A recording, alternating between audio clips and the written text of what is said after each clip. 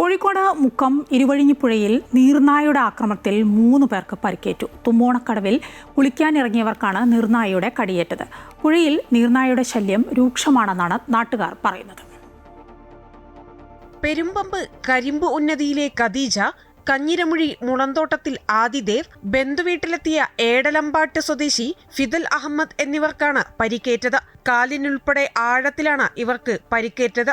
പരിക്കേറ്റവർ Mukkam community health centre, Kozhikode medical college എന്നിവിടങ്ങളിൽ ചികിത്സ തേടി. ഞങ്ങൾ അലക്കി ഇങ്ങോട്ട് കയറി പോരാനാ വിചാരിച്ചത്. അപ്പൊ മോന് ചെറുതാ, മോന് പാറന്റെ മുകളിലിരുന്ന് കാല് താഴോട്ട് വെച്ചതാ.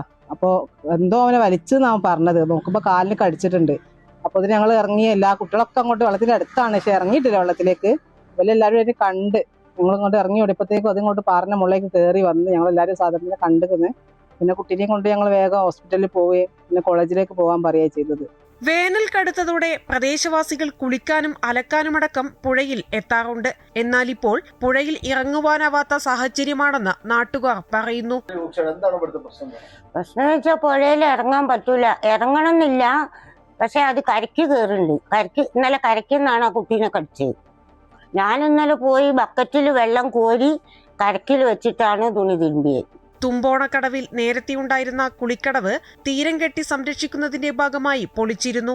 ഇതോടെയാണ് കുളിക്കടവിൽ ഇറങ്ങുവാനാവാത്ത സാഹചര്യം ഉണ്ടായതെന്ന് നാട്ടുകാർ പറയുന്നു. ഇങ്ങനത്തെ കടവൊന്നല്ല ഇനി ഇവിടെ, നല്ലൊരു കുളിക്കടവ് ഇനി ഇവിടെ. അതൊക്കെ കെട്ടി നാശാക്കി ഇവിടെയൊക്കെ പൊളിച്ചിട്ടാണ് ചെയ്തത്. അല്ലാണ്ട് നല്ലൊരു കുളിക്കടവ് ഇതുവരെ ഉണ്ടാക്കാൻ നഗരസഭയ്ക്ക് കഴിഞ്ഞില്ല. ഇരുവഴിഞ്ഞിപ്പുഴയിലെ വിവിധ കടവുകളിലും നീർനായയുടെ ആക്രമണം മുമ്പും ഉണ്ടായിട്ടുണ്ട്. എന്നാൽ നഗരസഭാ അധികൃതർ യാതൊരു നടപടിയും സ്വീകരിക്കുന്നില്ലെന്നും നാട്ടുകാർ ആരോപിക്കുന്നു. അമൃത ന്യൂസ്, കോഴിക്കോട്.